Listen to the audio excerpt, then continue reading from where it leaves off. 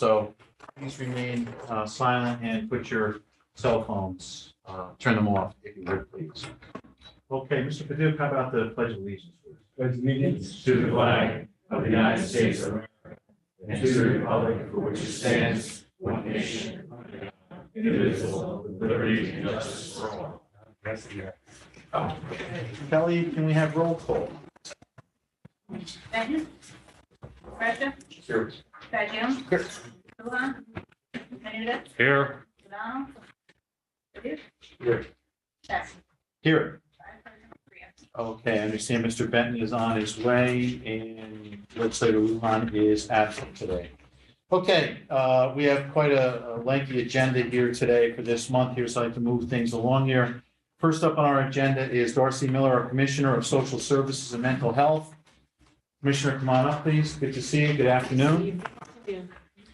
And we have letter A to reallocate the position of Supervisor of Administrative Support Services, grade 14, position number 31187 to grade 15. The funding for the salary change of $4,969 will be absorbed within the department's existing operating budget. Legislative request number 121. Do I have a motion and a second? Legislator Fagione, second. Legislator Brescia. Okay, Commissioner, the floor is yours. Good, thank you. At the request of the person who currently holds this position, a desk audit was completed by Human Resources. We thank them for their effort. And they have made the decision that the work that has been added to this position equals that of a grade 15 and have supported us moving that position from the 14th and 15th. And we will absorb the additional increase in salary costs in our current budget. Okay, any questions? Okay. We also have Legislator Cheney with us today and Legislator Skevich is here as well. Okay, is there anyone else? Okay, great. All in favor? Aye. Anyone opposed? So ordered. Thank you, Commissioner. Have a great afternoon. Thank you, you too. Thank you. Second up, Eric Benega, our Commissioner, Department of Public Works, and Travis Ewald, our Deputy Commissioner. Travis here with you today? Just me. Just you today, okay. And we have a request to abolish one vacant Director of Facilities, Management Grade 23, position number 14365, create one Assistant Director of Professional Services, Management Grade 22, legislative request number 112. Can I have a motion and second? So moved. Second. Moved by Legislator Menuda, second by Legislator Fagione. Commissioner, the floor is yours. Go ahead. Thank you. This is a position in our Building and Grounds Division of the DPW. It's been vacant for a few years. We've been trying to figure out how we wanted to reallocate it into the current staff model and structure. We decided to downgrade this by one grade, make it a director, assistant director instead of a director position to provide sequence of authority better within our Department of Building and Grounds. This would report directly to Scott Rosano, who currently does a lot of work on the Government Center. And we think it'll be very helpful in light of some of the heavy construction that will be going on in the next year or two, especially with the new morgue and things like that. And a lot of the, we'll be a lot of help developing contracts, specifications, things like that for procurement that will really help clear that backlog in our office. Any questions? Just one quick, industry-wise, sort of a clerk of the works, if you will, along those lines, clerk of the works sort of position. I mean, this will be very much in line with what Scott is doing now, but it'll be just an assistant to him.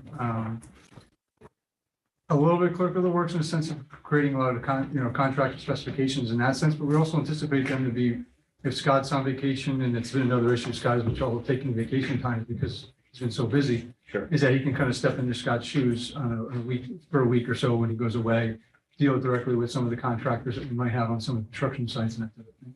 Or deal with some of the issues like in the Government Center building, things like that. And multiple vendors that we bring in, so.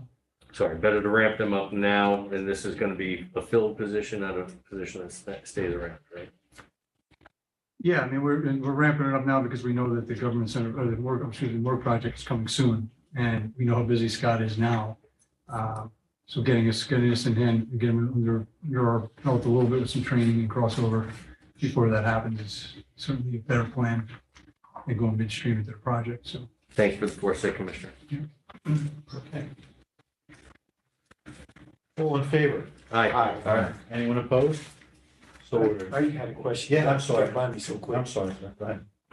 The county executive approved these already? I don't see it on mine. Yeah, all legislative requests go through the county exec's office first. Harry Poor signatures on the Let's see. Right at the bottom. last signature. on the bottom. That's my wrong. Third line up. That's really Yeah, the last signature. you see. good. Thank you. Okay, so ordered. Commissioner, thank you. Have a great afternoon. Thank you. Third up, Dr. Gelman, our Commissioner of Health. Is Dr. Gelman here? No, I see that Mr. Erickson is here, our Deputy Commissioner. Come on up. We have letter A, request to create one Director of Regulatory Assistance, grade 24. Legislative request 134. Do I have a motion and a second, I'll please? make that motion. Legislator Fagion, second. Legislator Menuda. Go ahead, Commissioner. So as you all know, the Department of Health has lots of regulations for different types of things, whether it's food service, pools, engineering, water supplies, whatever it may be, there's lots of regulations out there. Sometimes for the public to understand them and to quote unquote navigate them can be a little bit challenging. When we go out there and we do an investigation or we do an inspection, sometimes we write up violations. Sometimes we don't get compliance with those violations. We look to find compliance with them whenever we can. That could be really a business-friendly type of atmosphere here. So one of the things that we started doing this year actually is having someone who can work with us, work with the public, and kind of come to an agreement with whoever the entity may be as to how to resolve a situation. Sometimes it goes to a hearing, which we end up doing. We have a hearing officer for those types of things. But what we'd like to do is in the end, really come to an agreement as to what the problem is and find a way around that. So to get to a solution. So this position would help our department in those types of aspects. Any questions? Thank you, Mr. Chairman. Do you have the scale that you're hiring them at? It's 81 to 133. Yes, Did you pick out where the number is or? we already have someone in this position with the law department. It's in our budget already, but this So they're person staying is at the same rate? saying it's the same rate. Yep. And okay, so it's already in the. It's already in the budget. And it's not a vacant, you're not taking them from a vacant position, right? No. Okay, thank you. Yes, Legislator Menuda. go ahead. Just a comment, the Environmental Services Department is actually, you mentioned public outreach and so forth, but it's quite helpful. I'll tell you, I've had to reach out to them numerous times, and others reach out. Always very helpful in understanding what needs to be done, so continue that excellence. Perfect. Thank you very much. Thank you. Any other further questions? Yes, Legislator. No, just a comment. Probably about 20 years ago, when I first started in this position, one of the administrators from the health department came and described all of these inspections and such that they do and interactions with the public. It was the most interesting session I've ever had here. There's a lot of stuff for sure. It There's a lot of was stuff. fascinating, really, what they cover and how they do it. Thank you. Anyone else? Okay, all in favor? Aye. Anyone opposed? So carried. Letter B, request to create one Deputy Commissioner of Health for Environmental Health, grade 26, legislative request number 135.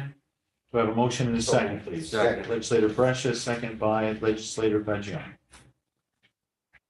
Go ahead, Commissioner. Yep, so to give you the sort of the 10,000 foot view on this is a division within our department, Division of Environmental Health. Currently, there's two bureaus within that division. There's the Bureau of Sanitary Control and the Bureau of Engineering. Way back, many years ago, actually going back as soon as 2018, we actually had someone in a similar role to this who oversaw both of those units, both those bureaus. When that person vacated that role, we tried it since 2018 to see if each bureau could sort of run independently in there. And quite honestly, they've done a pretty good job. We've seen our county grow. We've seen the challenges grow. We know that a lot of stuff coming into our division, this particular division needs a little bit more attention. So we want to put a position like this back in place. This was, if you guys remember, many years ago, there was a gentleman named Matthias Schleifer. Matt Schleifer was in a role similar to this. It was titled a little bit differently. We've adjusted it to kind of be a little bit more modern. And that person is, again, is an engineer, which we think is really important to have someone in that role as an engineer who can also oversee the entire department operations. Currently, as both of you, all you know, is that I oversee the operations of the department. I'm not a medical person, I'm not a doctor, so when my nurses have a question that's medical, I let Dr. Gelman answer that. And if there's a question that comes up that's engineering wise, I really don't have anything to fall back on because I'm not an engineer. So I have to trust the opinion of my engineers up there that they're making the most, adequate and proper response on that. This would help them for sure as a way of kind of going to someone else also who can make a higher level decision. You have someone in mind for that position or you're? I do not. looking for it? Okay, great. All right, any questions? Yes. Thank you, Chairman. You mentioned two bureaus very quickly, and I was writing it down. Got the Bureau of Sanitary Control. Yep. And the other bureau is Bureau of Engineering Control. Engineering. I thought so. Yeah. Double check. Thank you. You're welcome. Thank you, Chairman. Anything else? It's interesting stuff. when you get to it. Legislator Cheney, go ahead. Yes, thank you. The two positions now, you see this is in addition to the two bureau heads that you have now? So that this would be above those two, it wouldn't replace either of or both of them? It would not replace either of them. The two people in those positions are essential to the operations of the And I concur wholeheartedly that it needs to be professional engineering. Thank you. Also, I'd like to add for the record, Legislator Tortel has joined us as well. Okay, any further questions? Seeing none, all in favor? Aye. Anyone opposed? So carried. Thank you, sir. Have a great Thank you afternoon. very much. Number 4, our county attorney, Mr. Richard Golden. Come on up, Mr. Golden. How are you today? I'm doing very well, thank you. Good. Good to see you. Good to see you all. Okay, we have a request to create one chief assistant county attorney for contracts, position management grade 27, legislative request number 137. Do I have a motion and second? Second. Legislator Pat Jones, second by Legislator Menuda. Go ahead, Mr. Golden. Thank you. I have gone around and met with all the department heads over the last several weeks. And it became very clear early on that the issue of contracts and the processing of contracts is at the top of everyone's priority list. We spend quite a lot of money, as you know, on contracts every year and carrying out all the good services that the county does. And the process we have now works to some degree, but it needs a lot of improvement.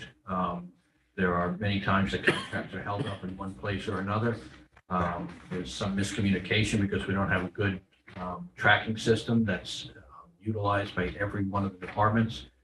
I think there is a lot of room for improvement here. And so I have put as a priority for my office of shepherding such a new contract system into place for procurements and actual contracting aspects of it. In order to do that well, I've decided that I needed to elevate a senior assistant county attorney position up to chief assistant county attorney for contracts and charge that person with shepherding this process through. We've already started that process. We've met with IT, general services, operations for the county, and we're working through a system to have the requisite support software as well as training that would go with departments and the law department to go ahead and make this process a much better process and therefore carry out the county's business much more efficient. Makes sense. Any questions? Legislator Ben? We've all heard, oh, go talk to law, it's stuck in law, so Easy. there's a lot, no, there's a lot to do. It's an amazing amount that's due There is a to lot to do. contracts, because you have to make sure that the county's protected in every way, but it takes a long time. It does, and stuck in law is somewhat of an easy catchphrase that's being used. And part of the time that it's in law is that we're waiting for additional information from departments in order to make the contracts or the RFPs.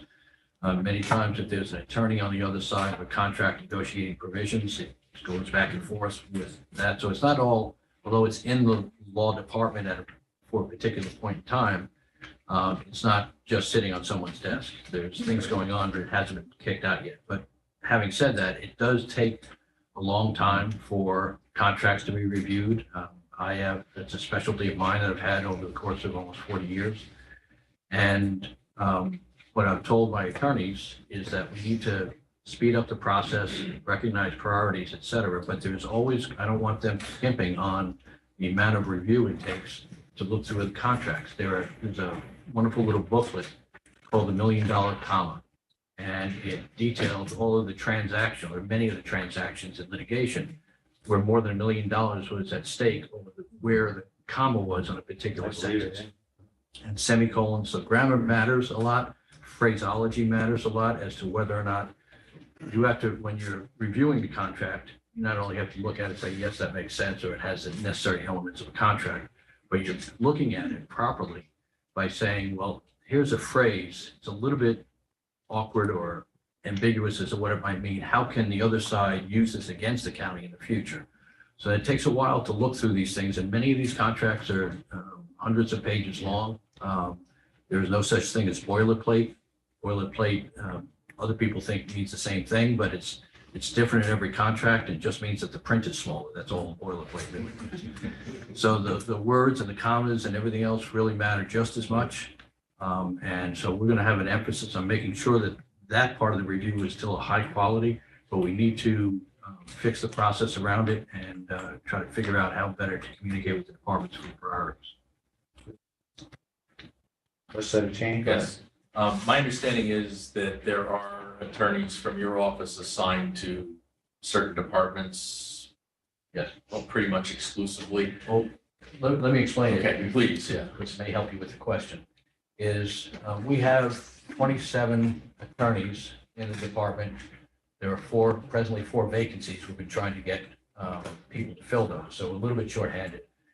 There's some shared services, but there's approximately 12 attorneys that are working for DSS full-time, doing abuse, neglect, termination of parental rights, all of those things, child support. So that takes up roughly half of the office or so. And the other half takes care of all of the other civil work for the county. That includes, there's several hundred pieces of litigation that we're involved with, slip and falls, Child Victims Act cases, constitutional law cases. And then there's the daily advice to that departments need. Departments call up and say, well, we're having trouble with this issue, with this regulation, and what can we do? And then there's also contracts. So I recently reorganized, and it just went out to the department heads so that they will know which attorneys are assigned to handle the day-to-day advice, the general inquiries, and then which attorneys are there for contracts purposes. Because some departments, it's impossible to have one attorney do both of those because it's just too much work. Health department, for instance, I think we have split up with 3 attorneys that are dealing with different aspects of health department contracts. So I assign certain attorneys for general advice for each department and other attorneys, sometimes the same attorneys, for contract purposes. Are there chargebacks that occur between? There are Your chargebacks office and on a departments. few of those. There's a chargeback with respect to the Harriman Sewer District, that there are chargebacks for that. There's chargeback to risk management for all of the outside litigation. It used to be outside litigation that was handled. And that started being brought back inside county in the early 90s. And so we handle it, I said, several hundred pieces of litigation. If it deals with the type of litigation such as civil rights and other matters where an outside counsel would normally have to be approved, but we handle it inside, we will bill risk management to the same degree that if outside counsel is used, outside counsel does risk management. And there's also chargebacks to, trying to think, there's another district that we charge back to, but it's relatively small. Most of the advice that's given is not charged back. Most of the contract reviews are not charged back. That's simply absorbed in the budget of the county attorney. And so this position's in addition to No. the ones that, all the others that you Now, have. I'm taking one person, there's several senior assistants, some of which handle contracts, and we're elevating that position to chief assistant and giving additional duties. We're not going to add another position. So we'll lose a senior assistant and have a chief assistant in its place. But the position that person was in will still exist in your budget, your list of positions, but we'd have to abolish it Yeah. if that was Yeah, not the it's case. gonna be abolished. Okay, but that's not part of this It'll be request. part of the budget coming up. This is an elevation of one position to a different one. It's not adding in a whole new position. So we'll still have the same 27 positions as we had previously. Rob, I'll count on you to remember that. That's easy to remember. Okay, any further questions? Okay, all in favor? Aye. Anyone opposed? So carried. Thank you, Thanks a Mr. lot. Golden. Have a great Appreciate it very afternoon. much. Okay. Next up is Langdon Chapman, our Commissioner of Human Resources. Mr. Chapman, come on up. We have a request to abolish Executive Assistant Grade 14 and create confidential secretary to the Commissioner of Human Resources, Grade 12, legislative request number 139. Do I have a motion and second? Second. Legislator Brescia, and second by Legislator Bennett. Okay, Commissioner, floor is yours. I think you said it. I'm not sure there's really much more to No, say. that's it. Any questions? Yeah, is there somebody in that position now that you No. change? There's So no- this is a new position. You're abolishing one grade 14 position and creating a grade 12 position. We have nobody in the grade 14 position. I have nobody in mind for the grade 12 position. Legislative change. Is the current position competitive? Yes, Is the new position? every position is created competitive unless it's deemed to be exempt by the state. We'll certainly seek to have this be deemed exempt by the state, as most confidential positions are. Thank you. Seeing no other questions, all in favor? Aye. Anyone opposed? So carried. Thank you, Commissioner. Have a great afternoon. Thank you. Number 6, Damian Brady, Administrator for the Office of Assigned Counsel. Mr. Brady, come on up. Good afternoon. How are you? I'm fine. How are you? Good, good, thanks.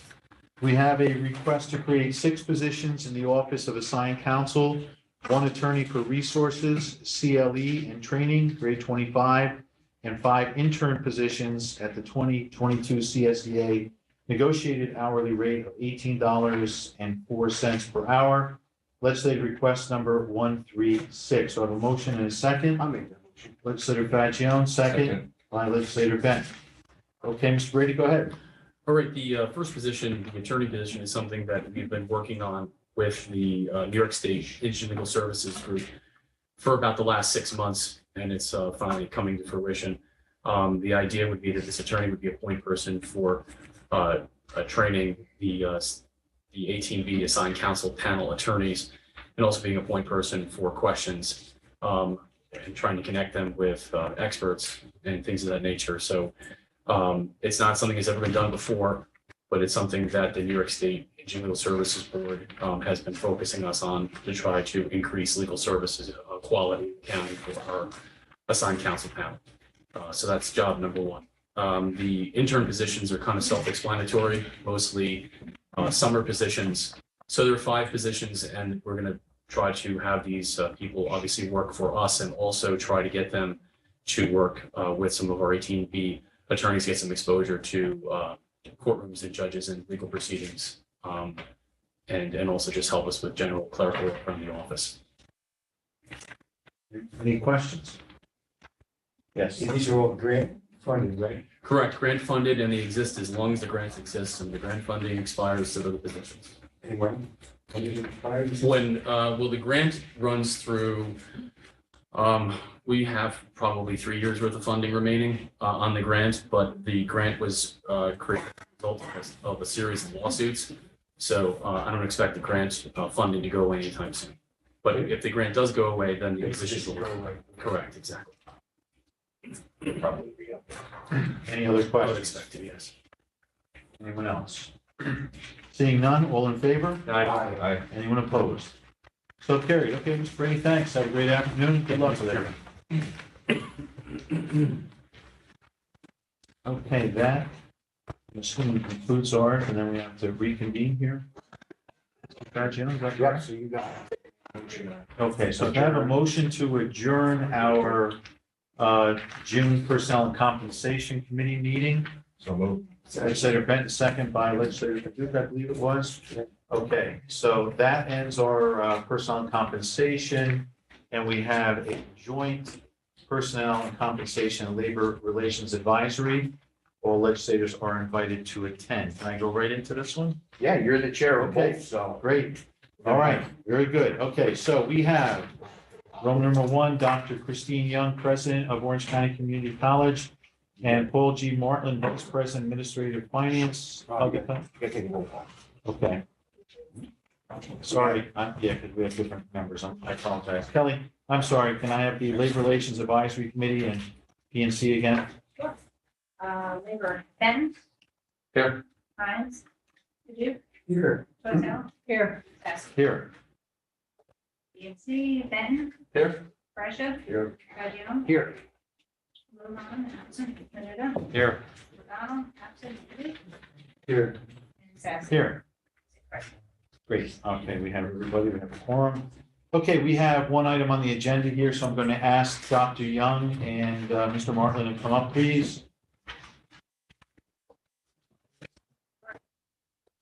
Hi, thank you. Good afternoon. Good afternoon, Chairs Sassy, I guess. Thank you for convening the joint committee promptly. I'm relieved to be here today to just introduce the topic, and I'll turn this quickly over to our Vice President, Paul Martland, for the details. This is a contract that has been out for 5 years, since August 2017. This is with our faculty association, so this comprises all of our full-time faculty at the college, a few associated positions that have faculty titles, as well as our day adjuncts. So this tentative agreement will take us back 5 years as well as forward 2 years, and Paul has all the details. I would like to turn it over to him to go through the details, but I want to thank the county for lending Steve Gross in his former position, David Brady in his former position, for being with us for 6 years of negotiation, and Langdon Chapman most recently for the past several months for bringing this to conclusion. I believe it accomplishes all the goals that the county would have set forth for negotiation, and it's a fair agreement, I think, for all parties. So appreciate very much you being here today and us getting this done finally. Great. Okay, thank you, President Young, and I will spare you the history. Yeah. I'm sorry, yeah, So moved. Second. Muda and Brescia. Okay, very good. Go ahead. I will spare you the history that I had prepared, since President Young gave it succinctly. I will say just the timing of this most recent return to the table. We met for the first time on March 30th, and we wrapped it up on May 11th with a tentative agreement. And subsequent to that, the wording of the document stipulation of agreement were created. I believe you all had access to a copy of that. And then the membership of the Faculty Association approved it by a large majority on June 4th. And the college's Board of Trustees recommended you folks to approve on Tuesday, June 7th. And copies of that resolution have been submitted as well. So that is the timetable, and the highlights of the tentative schedule, or settlement, excuse me, include a 7-year term, as President Young indicated, from September 1st, 17 through August 31st of 2024. And all members of the Faculty Association will be contributing to health insurance premiums retroactive to September 1 of 2021. As you may recall, this was a true sticking point in the earlier negotiations. That were roughly a third of the members of that particular association that, due to their date of hire, were not contributing to health insurance, and this was a priority of both the county and the college to address that in these negotiations. The exact percentages that folks are paying vary with their hire date, but the ones who hadn't been paying anything are starting off at a relatively modest rate of 3% in year one, going up 0.5% year two and year three. However, the longer term employees who were already paying, they are up in the 10% range, and the new hires that will be hired after the formal approval of this will be in the 15 to 16% range. So time is on our side in that sense. The group paying the lowest amount will be, retiring, and the new folks coming in will be paying at a much higher rate. So we felt that was a positive thing. Can I just ask right there, how many people are you talking? There's approximately 130 members of the That are full-time gonna members get of the you association. 0.5% each year. Yes. And how many total? Oh, excuse me, the 130 is the total of the full-time membership. Of the ones who had not been paying and who are now paying at the lower rate, 3% up to 4% over the course of 3 years. That's roughly 30 to 34 people. I don't remember the exact number. Okay. With regard to salary increases, the increases were granted per the following schedule. Again, remembering that we go back to September 1 of 2017 on this agreement. So it was 0 in 2017, 0 in 2018, 0 in 2019. On September 1st, or retroactive to September 1st of 20, there would be a 1.75% increase. And then on September 1st of 21, again in 22, and again in 23, a 3.25% increase. So the average annual value of the salaries alone over the 7 years is about 1.64%. However, in order to get the agreement, we did have to have a lump sum involved, and that lump sum, as you probably saw in the write-up, was $6,000 for full-time, returning full-time members. And if you do the math, that comes out to approximately another 1.1% and change. So the total average annual value of the contract is about 2.8%. That number still has a little bit of flux in it because we have to, on the adjunct retros, we have to go back and really do the analysis of which adjuncts work when and so forth. So that'll take a little time, but it won't be appreciably different from that number. And then the parties also committed to continuing active discussions to clarify and hopefully resolve a variety of open contract language issues during the remaining 2 years of this contract. What we want to avoid is what happened the last time, where there were a number of language issues and procedural issues that bogged down the negotiations and created conflict. And now that we have a more collaborative relationship with the leaders of this particular union, we all agreed it would be a good idea each year to attack a few of these things in the hope that we can reach a tentative agreement that can just be dropped into the contract when we meet formally to renegotiate after the expiration in 2024. So in going into this, you may recall at the impasse, there had been 8 items that were listed as non-resolved.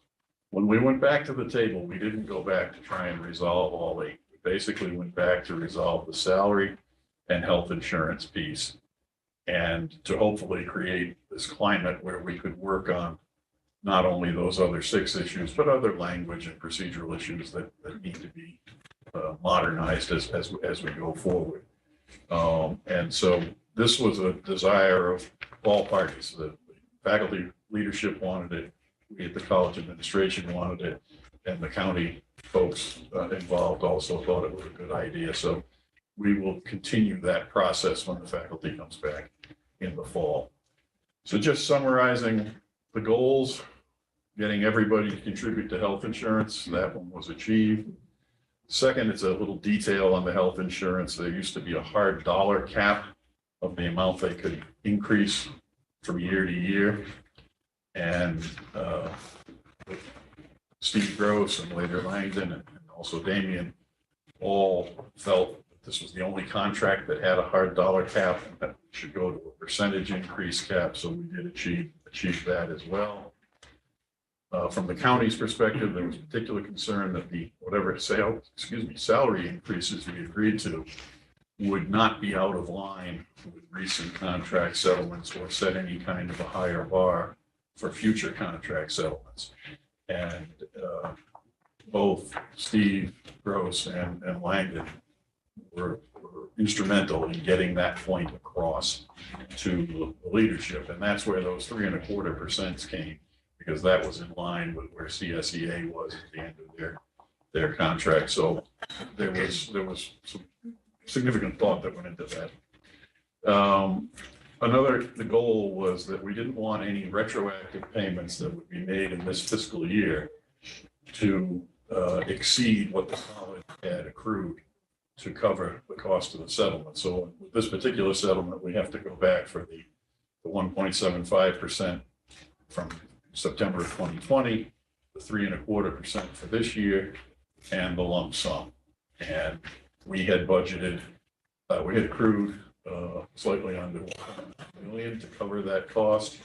And the actual cost will come in just slightly above that, but it's easily handled out of the college's operating budget. So we're content that we did indeed achieve that amount. And then the last piece was, as I said, we wanted to get a commitment to keep talking.